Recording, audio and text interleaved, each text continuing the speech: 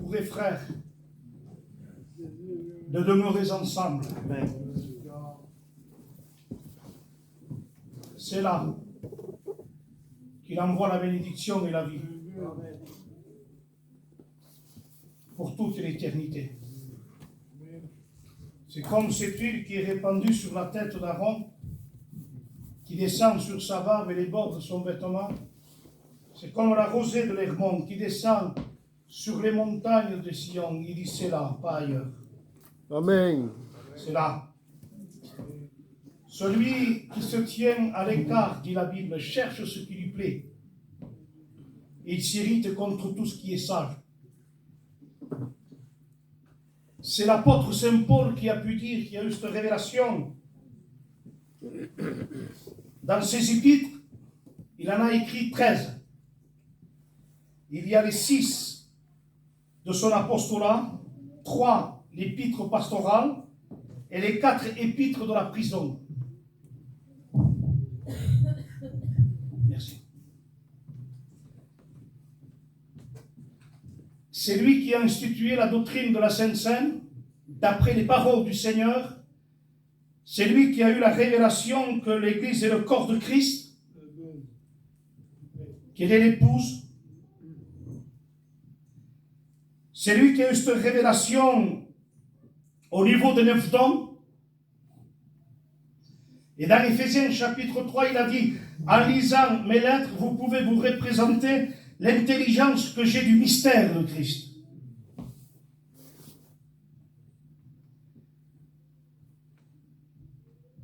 J'ai préparé quelque chose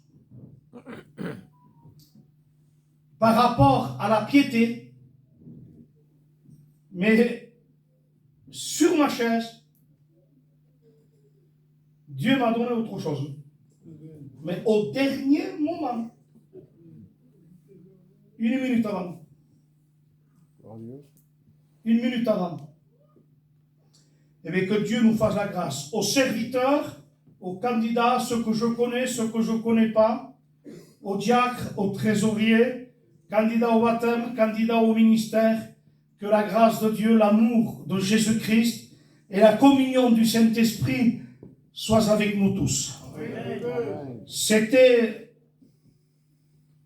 le pasteur Dominique qui devait prêcher, dont ils ont eu l'amour, la sagesse, peut-être, je ne sais pas.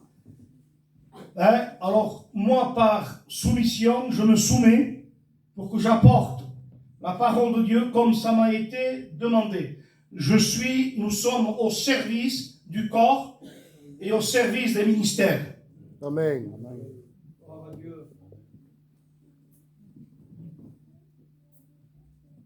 Et une voix résonnait dans ma conscience.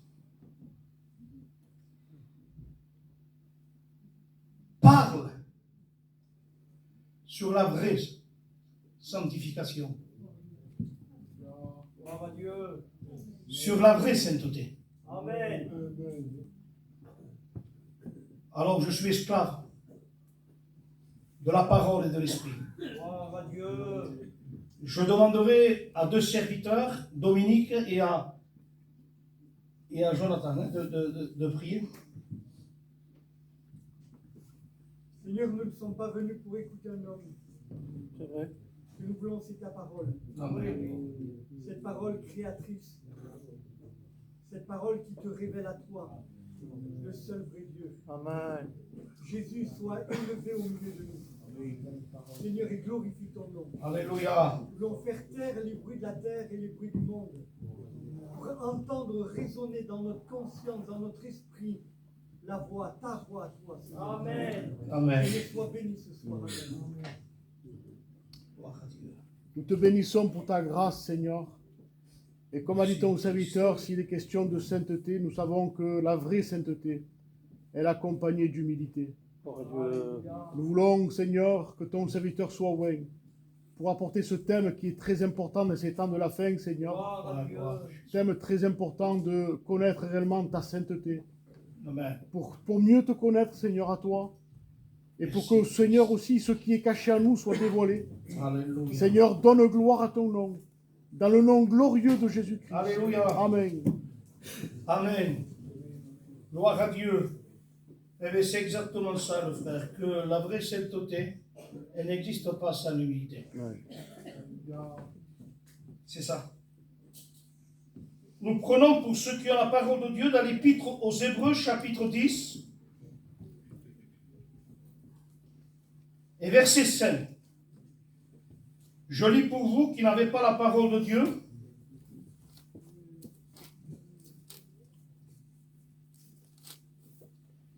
Au verset 4, il est dit, il est impossible que le sang des taureaux, des boucs, ôte le péché.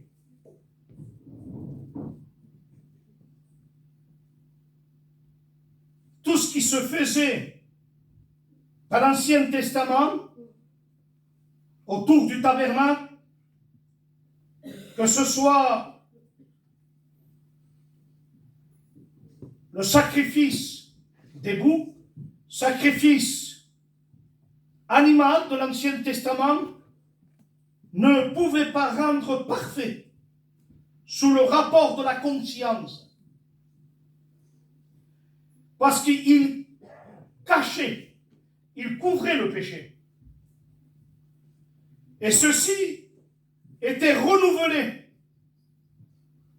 Parce que c'était à refaire. Et c'était à refaire. Et une fois par an, le souverain sacrificateur rentrait dans le lieu très saint pour offrir ce qu'on appelle le Yom Kippour, le grand pardon. Mais il fallait renouveler. Et vous remarquerez que dans le tabernacle, si vous lisez dans le Lévitique et l'Épître aux Hébreux, il n'y a pas de chaise dans le tabernacle. Il n'y a pas de chaise pour s'asseoir. Pourquoi je vous dis il n'y a pas de chaise pour s'asseoir? Je vous donnerai la réponse tout à l'heure. Dieu n'agréait plus, Dieu n'acceptait plus, Dieu, c'était plus agréable. Les sacrifices, les rituels, les cérémonies de l'Ancien Testament, parce que ça couvrait. Dieu il n'a pas cherché la solution. Dieu a eu la solution. Et au verset 5, la voilà. C'est le mystère de la piété. 2 Timothée chapitre 3 verset 16, Paul dit à Timothée, le mystère de la piété est grand. Qu'est-ce que le mystère de la piété? Jean 1, 14. La parole a été faite chair.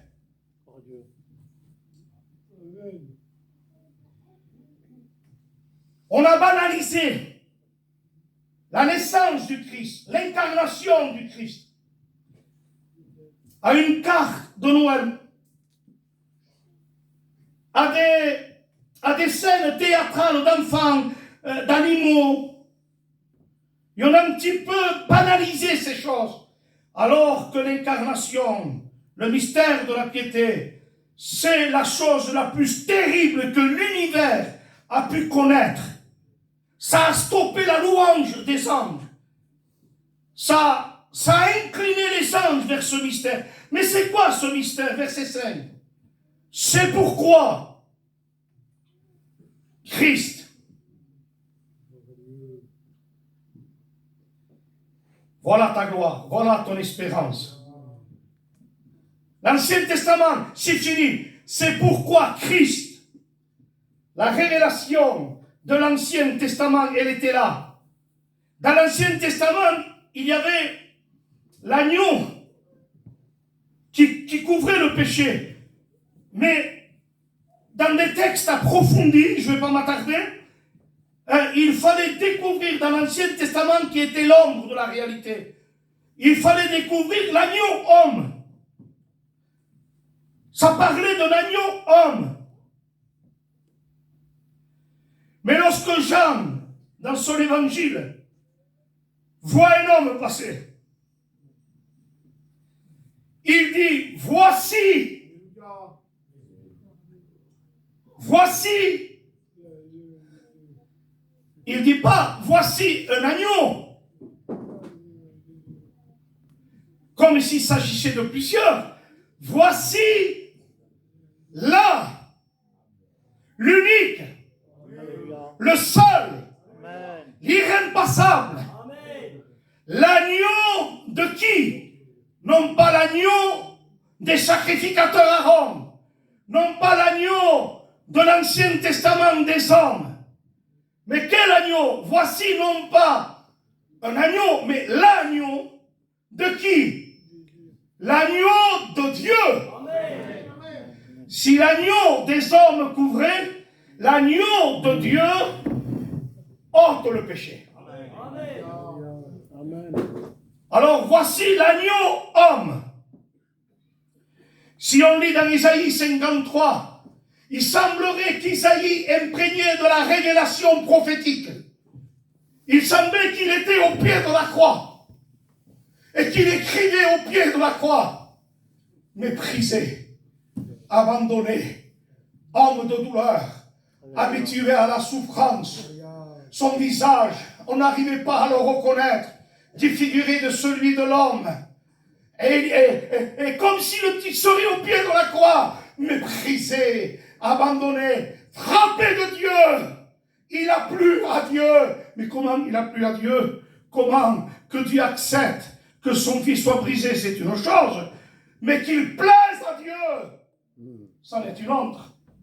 Il a plu à Dieu de le briser. Alléluia. Par la souffrance. C'est pourquoi Christ, entrant dans le monde, il parle au Père. Une réponse d'Isaïe 6. Dans le ciel, il y a une scène que la Bible nous relate dans Isaïe 6. Il dit, puisque les sacrifices n'ôtent pas, puisque les cérémonies de l'Ancien Testament ne suffisent pas, alors le Père dit, qui enverrai-je? Les 4 êtres qui sont devant le trône, muets. Les 24 veillards qui sont autour du trône, assis sur des trônes, muets. Le rang des archanges, muets. Le rang des séraphins, muets. Le rang des chérubins, muets. Qui enverrai-je? Et tout d'un coup, dans le ciel, une voix. Père! Père! Mais qu'est-ce que ça a à voir, pasteur, avec la sainteté? C'est ça, la sainteté. Elle commence là. Père! Puisqu'il est question de moi, dans le rouleau d'Isaïe, me voici. Envoie-moi. Dans le grec, ça a une 4 significations. Qui ira? Qui portera? Qui mourra? Et qui ira jusqu'à la croix? Et amen. Qui ira? Moi, Père. Qui portera le péché, la clé sur son épaule? Moi, Père. Et qui ira jusqu'à la croix? Moi, Père. Et qui mourra? Moi, Père. Gloire à Dieu. Merci Jésus. Alléluia. On n'est pas là pour décorer la réunion, on n'est pas là pour mettre des fleurs. Je vous demande pardon. Sur un cercueil, mettre des fleurs, on ne fait pas ça. On veut prêcher l'évangile de la croix, l'évangile de la mort et la résurrection, l'évangile de Christ, l'évangile de Dieu. C'est cet évangile qu'on veut apporter. Amen. Alors nos œuvres, nos sacrifices, une sanctification, ce n'est pas les efforts d'un homme. Mais c'est quoi la sainteté, pasteur? Qu'est-ce que c'est quand je me lève le matin? Il faut que je me peigne à droite, à gauche, il faut que je mette une cravate bleue, blanche pour que ça fasse sainteté à l'éternel. Faux, sois propre. Sois propre, je suis d'accord. Mais la vraie sainteté, ce n'est pas des formes. Là, voilà la vraie sainteté.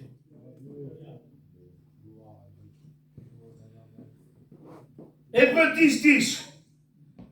C'est en vertu de cette volonté que nous sommes sanctifiés par l'offrande du corps de Jésus-Christ, une fois pour toutes. Toute sanctification en dehors de l'œuvre de la personne de Christ, en dehors de la rédemption, en dehors de la mort, c'est une sanctification souillée, orgueilleuse, religieuse. Mon frère, voilà ta sainteté. Voilà la volonté de la sainteté. C'est en vertu de cette volonté. Mais de quelle? Quelle volonté? Je vais jeûner. Attends, t'as passé par la croix? Je vais faire des sacrifices. Je vais faire tout ça pour Dieu. Et ça va me sanctifier un peu plus. Faux! C'est en vertu, alléluia. Tant pis que les démons fassent des malaises dehors. Peut-être qu'ils ont le Covid. Tant pis. C'est en vertu de cette volonté. Parce que Christ, l'offrande, j'aimerais vous farcir de cette sublime, unique vérité par l'offrande du corps de Christ. Amen. Que nous sommes sanctifiés. Voilà la vraie sainteté. Voilà la vraie sainteté. Elle est là. Tu n'y arriveras pas en tirant sur ton lacet. Tu n'y arrives pas, même si tu cherches par des formes. Tu n'y arrives pas. Qu'est-ce que je dois faire? Il faut que je prie 18 fois par jour. Il faut que je commence par ça. Des formes, des rituels et les apparences de la piété. Non, le diable a peur que d'une seule sainteté. Une sainteté, il a peur. Laquelle? C'est par l'offrande du corps de Christ. Amen. Vous prendrez un doliprane ce soir, c'est pas grave. On va être farcis de ça.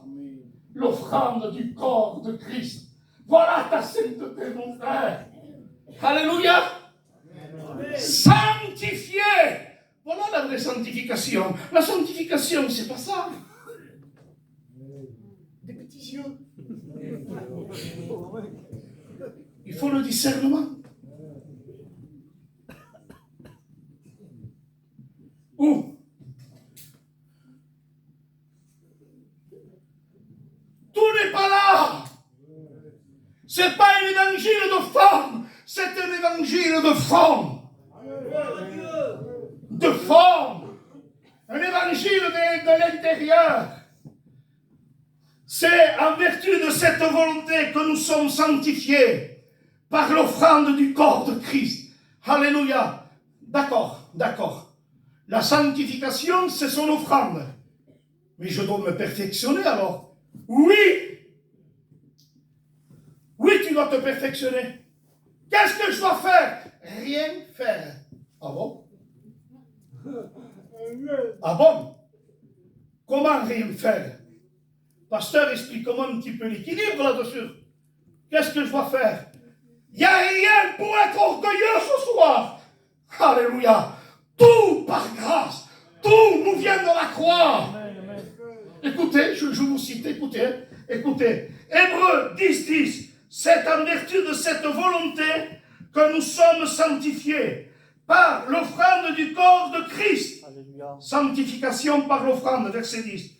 Maintenant, écoutez maintenant la perfection, verset 14. 10, 14. Car par une seule offrande, il a amené. Alléluia. Amen. Par une seule offrande. Vous êtes sanctifiés par l'offrande du corps. Elle est complète. Elle est suffisante. Il n'y a rien à ajouter. C'est par l'offrande que vous êtes sanctifiés. Et après il dit, et par une seule offrande, l'unique. Il l'a amené. Ah, quel gifle pour les orgueilleux. Il a amené, lui, pas toi, Amen. Amen. à la perfection pour toujours. Ceux qui sont sanctifiés. Gloire à Dieu. Il te sanctifie par cette offrande. Et par une seule offrande, il amène à la perfection. Amen. La sanctification, c'est l'œuvre de la rédemption, c'est le sang. La perfection, c'est le sang, c'est la croix.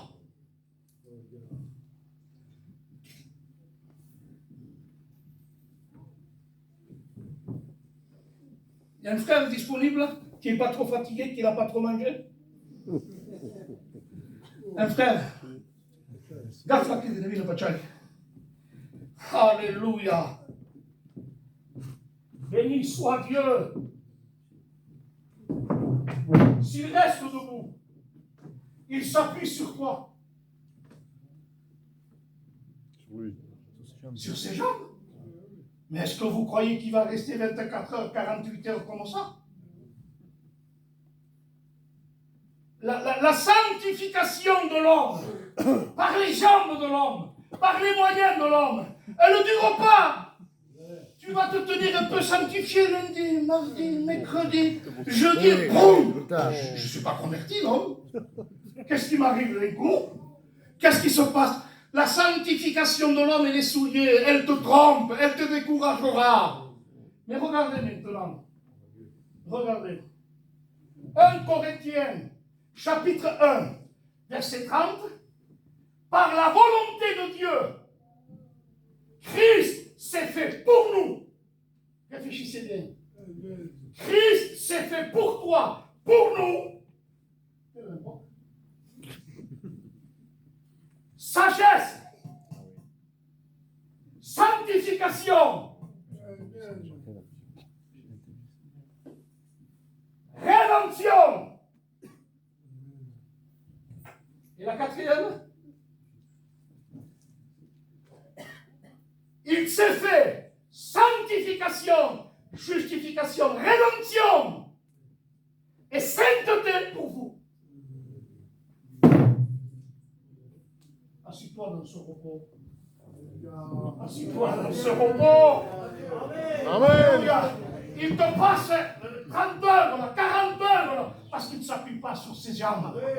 Il s'appuie sur ce qui a été fait. Sagesse, sanctification, rédemption et justice de l'Éternel. Alléluia. Par l'offrande, parce que Christ s'est fait pécher. Alléluia. Tu peux te partager. Que Dieu nous aide à comprendre ces choses. 1 Corinthiens, chapitre 5, verset 21. Il est dit que Dieu l'a fait pécher, pas pécheur, pécher à Christ. Et nous sommes devenus, péchez avec moi, justice de Dieu. Amen. Il l'a fait devenir péché. Et nous sommes devenus justice. Écoutez-moi bien. Si toi tu es devenu justice de Dieu parce que tu as pratiqué quelques œuvres justes, pas du tout. Est-ce que Christ s'est fait pécher parce qu'il a péché? Non. Mais qu'est-ce qui s'est passé? Il s'est passé que Christ, il s'est fait pécher, non pas parce qu'il a péché, c'est parce qu'il a pris, il y a eu un échange, il a pris le péché de l'homme et il s'est fait pécher. Et lui, il est devenu justice de Dieu comment? Eh bien, en lui donnant la justice de Christ. C'est un échange. Alléluia. Posso t'apporter.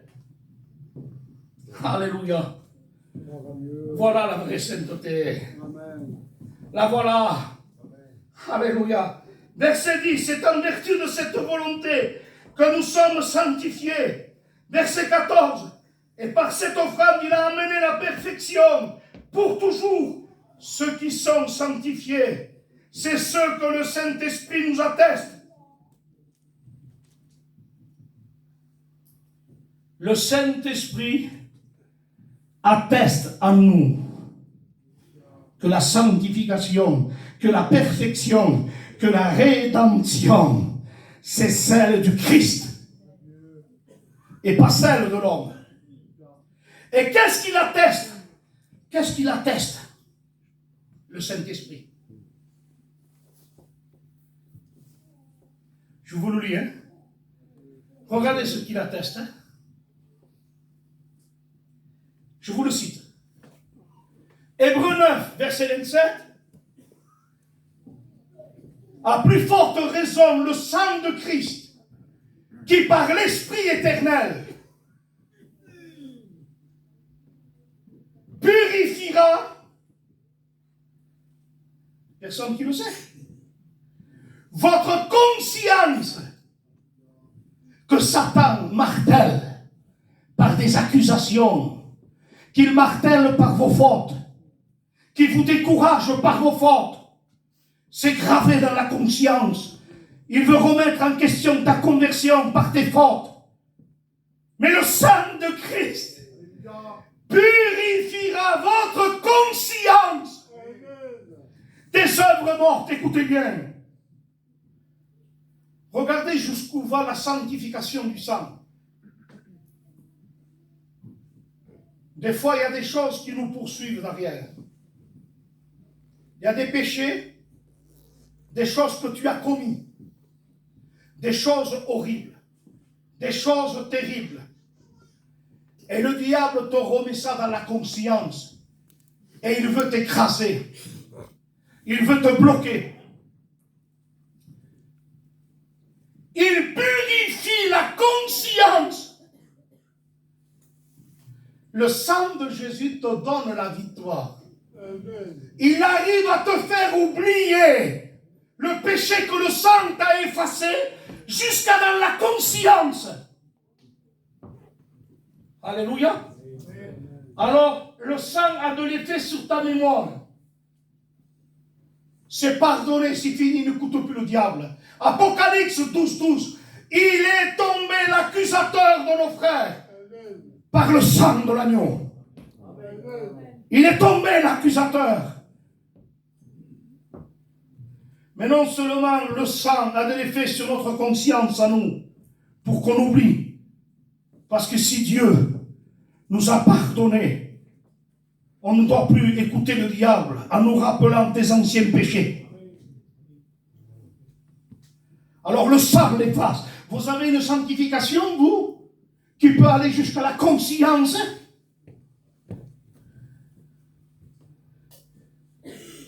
Regardez, le sang de Jésus va plus loin. Non simplement sur la mémoire de celui qui est sanctifié, mais sur la mémoire de Dieu. Le Saint-Esprit atteste, verset 17, que le sang de Jésus purifie ta conscience, mais le verset 17, je ne me souviendrai plus. Le sang de Jésus va jusqu'à la mémoire de Dieu. Je ne me souviendrai plus.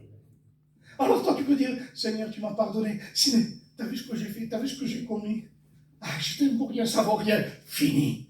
Le sang de Jésus, la vraie sanctification, lave, purifie de toute mauvaise image, de toute celle que tu as commis.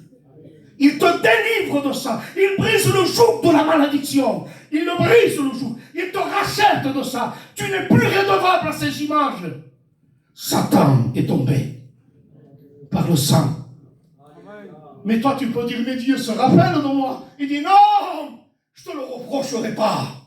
Même dans ma sainteté, je ne te rapprocherai pas ce que tu as commis. Parce que ce que tu as commis, si le sang de mon fils t'a lavé, si le sang de mon fils t'a purifié, j'oublierai. Alléluia. Alors ne te condamne pas, t'écrase pas. Voilà ta sainteté, le sang de Jésus. Le sang de Jésus. L'offrande du corps, c'est la perfection. L'offrande du corps, c'est la vraie sanctification. Je termine par cette note. Parce que maintenant, il y a un fruit qui découle Amen. du résultat Amen. de la purification, de la sainteté, de la sanctification de la croix. Il y a un enseignement après par rapport à la ligne de conduite à la marche, aux relations qu'il faut couper, à des endroits où c'est plus ta place. Est-ce que vous comprenez? Terminé. 2 Corinthiens chapitre 6 verset 17. Quel rapport y a-t-il entre Christ et Bélial, la lumière et les ténèbres, entre le temple de Dieu et le temple des idoles? Qu'est-ce qu'il est dit? Sortez du milieu d'eux. Ne touchez pas ce qui est impur. Parce que la sanctification qui procure par le sang à l'intérieur, là, elle va s'extérioriser dans les relations, les contacts avec le monde. Sortez! Sortez du milieu d'eux. Alléluia. Sortez, païens. Peut-être toi qui es là pour la première fois, toi tu as le sang de Jésus, tu peux te repentir. Mais je m'adresse à des chrétiens de tous les temps. Je m'adresse à des chrétiens. Si ton bras est pour toi, si ton œil est pour toi, si ton pied est pour toi une occasion de chute, coupe. Amen. Oui ou non? Amen. C'est ça. Amen. Mais comment ça se fait que 2 ans après tu l'as repris? Comment ça se fait que 4 ans après tu reprends ce que tu as laissé? Comment ça se fait que tu restes en plein feu, séminaire, consécration jeune, et quand il n'y a plus ça après, de nouveau, bam, tu reprends. Qu'est-ce qui se passe là? Parce que le message, on n'a pas compris complet. Regardez le message complet, c'est en 3. Si ton œil, si ta main, si ton pied est une occasion de chute, qu'est-ce qu'il est dit? Coupe. Amen. 2. Jette. 3. Au loin. Parce que si tu coupes et que tu le mets là, tant que tu es fort, que tu pries, tu lis, eh bien tu dis, le pauvre, ça fait 6 mois que je t'ai. Ça peut être la commande, ça peut être un portable, ça peut être TikTok, ça peut être des impuretés. Alors, ça fait 6 mois, oui. Qui ne connaît pas des temps de découragement? Qui ne connaît pas des moments de désert, de caverne, de fournaise? Qui ne connaît pas? Et après, quand tu es fatigué, c'est à côté. Ah, tu sais, un peu plus simplement, je suis fatigué. Peut-être on ne le dit pas comme ça, mais on se comporte comme ça. Fatigué, alors tu fais ça. Tu es découragé. Et on reprend. Pourquoi? Pourquoi tu le reprends? Parce que tu l'as coupé et il était à côté. Regarde le message complet. Jésus le sait, il sait tout. Coupe, jette. C'est bon, non? Non, il le précise. Au loin. Pourquoi au loin? Parce que quand je vais devenir faible, je serai tellement faible que j'aurai plus la force d'y aller le chercher là-bas loin. Mais si tu as devant toi l'interdit, tu vas le reprendre. Ne te confie pas en toi. Ne cherche pas en toi une solution. Obéis à la parole. Amen. Coupe, jette au loin. Alléluia. Béni soit Dieu. Alléluia. C'est ça, aimer Dieu. Aimer Dieu. Je voudrais vous dire que ce séminaire, voilà le centre. C'est la sanctification par le sang. Écoutez-moi bien. Que Dieu fasse, que Dieu se serve, notre frère Dominique aussi. Que Dieu fasse, écoutez, la communion. En dehors de la communion. Mampio disait, quand on arrête de prier, on sort de notre liberté et on redevient esclave. Paul Vallière a dit, le chrétien qui ne prie pas, il est perdu. Pas perdu salut, mais il n'est rien, il n'est plus rien. Sans prière, tu n'es plus rien. Et psaume 16, il y a d'abondantes joies devant ta face. Et psaume 21, tu me combles de joie devant ta face. 1 Corinthiens chapitre 1 verset 9, Dieu qui est fidèle nous a appelés, c'est la vocation, à la communion de son Fils. Jean dira ce que nos mains ont touché, ce que nos yeux ont vu, ce que nous avons contemplé concernant la parole de vie, témoin oculaire. Il dit, nous vous l'annonçons à vous aussi. Dans quel but? Afin, il dit, que vous aussi, il dit, vous soyez en communion avec nous. Mais Jean, c'est quoi la communion? Il dit, notre communion a deux fondements. Le Père et le Fils. Peut-être que tu as trop de communion avec les activités. Peut-être que tu as trop de communion avec les places, les fonctions, les séminaires, les pasteurs. Alors que ta véritable communion centrale, qui te fait dominer sur ceux qui te dominent, qui te fait triompher sur ceux qui te rendent esclave dans la vie chrétienne, c'est la communion. Que celle-là, le Père et le Fils. Amen. Amen. Béni soit Dieu pour la communion fraternelle. Mais quand tu pries, dis, rentre dans ta chambre, rentre, et quand tu sentiras des frissons, non. Quand tu commenceras à pleurer des émotions, non, c'est pas ça que dit la Bible. N'attends pas d'avoir envie de prier pour prier, parce que tu prieras jamais. C'est vrai. Rentre, il dit, prie. Je ressens rien, mais qu'est-ce que tu veux ressentir, mon petit religieux? Ce n'est pas un évangile de ressenti. Je ressens que parmi nous, il y a quelqu'un qui a mal à la tête. Sur 200 personnes, tu me fais le prophète. Il y en a 10 qui ont mal à la tête. On ne va pas jouer le prophète. Je ressens que Dieu... Arrêtons avec ça, s'il vous plaît. Arrêtons avec ça.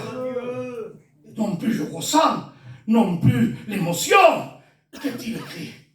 Amen. Matthieu 4, Jésus face au diable. Il est écrit. Amen. Il est écrit. Il est écrit. Il est écrit. Il est écrit. Satan a parti. Paul dira dans son épître, qu'est-il écrit? Paul veut parler d'Abraham et ses deux fils. Eh bien on dit Abraham, Ismaël, Isaac, c'est tout, non? Regardez ce que dit Paul dans Galates. Il est écrit qu'Abraham eut deux fils. L'autorité de ce qu'il disait. Il est écrit. Ta communion, elle doit être fondée sur ce qui est écrit. Amen. Et qu'est-ce qu'il est écrit? Rentre. Je ne te parle pas de ressenti d'émotion. Prie. Mais je ne ressens rien. Mais justement, il faut que tu ressentes rien. La foi, elle te fait vivre dans le désert. La foi qu'elle survit sans explication. Cette foi qui nous amène non pas au confort, mais à l'autel des sacrifices.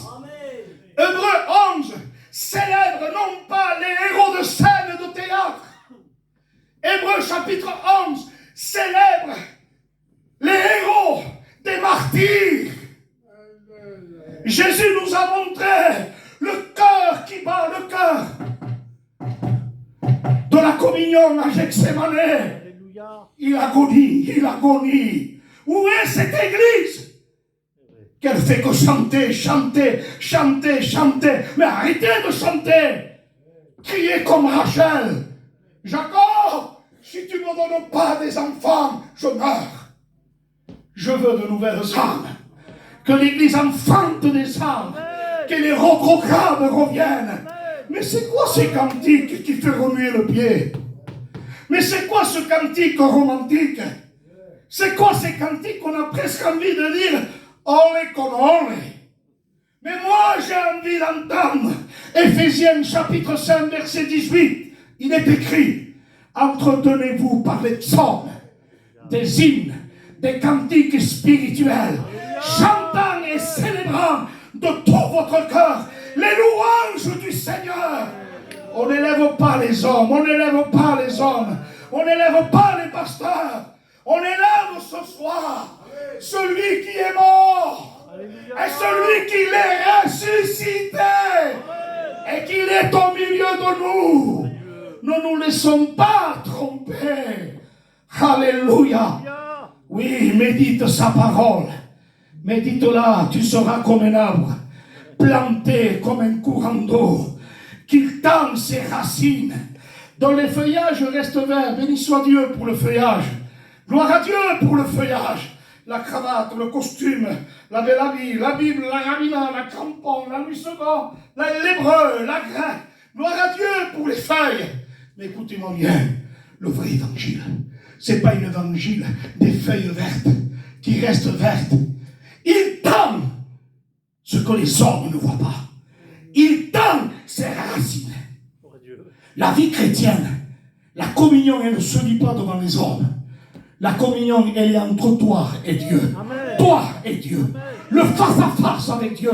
Et tend tes racines là où personne ne voit. Sous la terre. Et va vers l'eau de la parole. Vis la parole. Nourris-toi de la parole. Arrête de citer tes textes. Tes textes. Le grec, l'hébreu, le chinois, l'anglais. Arrêtez avec ça. Revenez à la communion. Revenez à la communion. Revenez au contact avec Dieu. Il t'attend à sa table.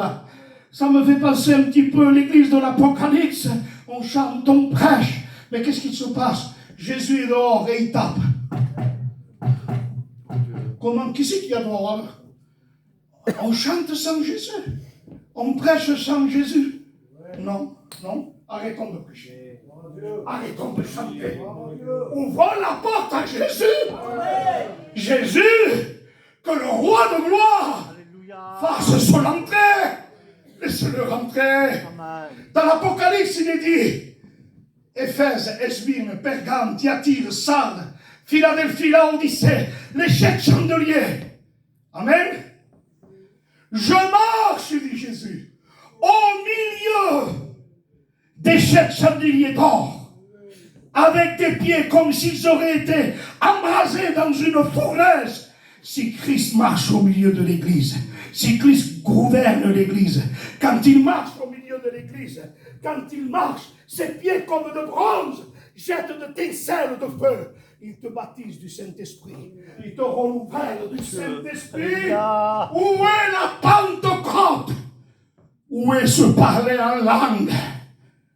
Parle. C'est quoi ce parler? Tu me parles en langue dans l'église? Et dans la maison, tu me parles une autre langue. On a besoin de revenir à l'essentiel. Amen. Alléluia. Je termine pour de bon. Que dit la Sunamite? Tombons amoureux de lui. Église, Paul dit, je vous ai présenté comme une vierge pure pour vous présenter à Christ.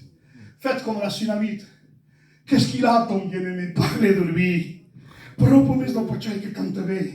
Ne parlez pas de démonique s'il prêche bien. Encore au moins de moi. Je ne sais pas ni lire ni écrire. Je ne vous raconte pas ce que j'étais. Enfin, ça prouverait le miracle. Hein? Ça prouverait le miracle. Parlons plus. Aujourd'hui, on parle des hommes. On élève les hommes. Mais non. Non, il n'y en a qu'un seul. Philippe descend. Il prêche le Christ. Un réveil à Samarie. Acte 7. Paul, nous ne nous prêchons pas nous-mêmes. C'est Jésus-Christ que nous prêchons. Amen. Et nous voulons le présenter. Que dit la Sunamite? Je m'arrête. Mon bien-aimé est blanc. Il est saint. Amen. L'Église, elle le sait que son bien-aimé est saint. Mais écoutez bien ce qu'il dit. S'il est saint, ça c'est au chapitre 5. Mais au chapitre 1er, verset 8, il dit, mon bien-aimé est blanc. Mais qu'est-ce qu'il dit? Qu'est-ce qu'il dit d'elle? Parce que je ne s'arrête pas de dire ça, nous. Mon bien-aimé est blanc. Mon bien-aimé est blanc. D'accord, il est blanc, il est blanc, il est blanc. Et toi? Elle répond, il dit, et moi je suis... Amen. Amen. Il dit, moi je suis noir. Parce qu'elle était bergère, elle sortait le troupeau, la Sunamite. C'est ça l'Église. Elle fait l'œuvre. Elle enfante des brebis. Et quand elle sortait, qu'il amenait au soleil les brebis, le soleil la frappait, la Sunamite, elle la faisait bronzer. Parce elle s'occupait, elle était bergère, elle s'occupait de l'œuvre. Et elle disait, moi je suis noir. Pourquoi? C'est le soleil qui m'a brûlé. Amen. Alors si je suis noir, lui il est blanc, je ne peux pas avoir accès en sa présence. qu'est-ce qu'il y a? Elle dit, mon bien-aimé est blanc, mais il n'est pas que blanc. Il est vermeil. Et vermeil, c'est quoi? C'est une composition de deux éléments, deux métaux, l'or et le fer. L'or et le fer donnent l'image rouge. Christ, Dieu, Christ, cet homme, il y a eu le sang. Amen. Mon bien-aimé est blanc, mais ce qui me donne le droit d'avoir accès près de lui dans la communion, c'est parce que j'ai le sang. Amen. Il est vermeil. Que Dieu vous bénisse. Amen. Gloire à Dieu. Merci de votre patience.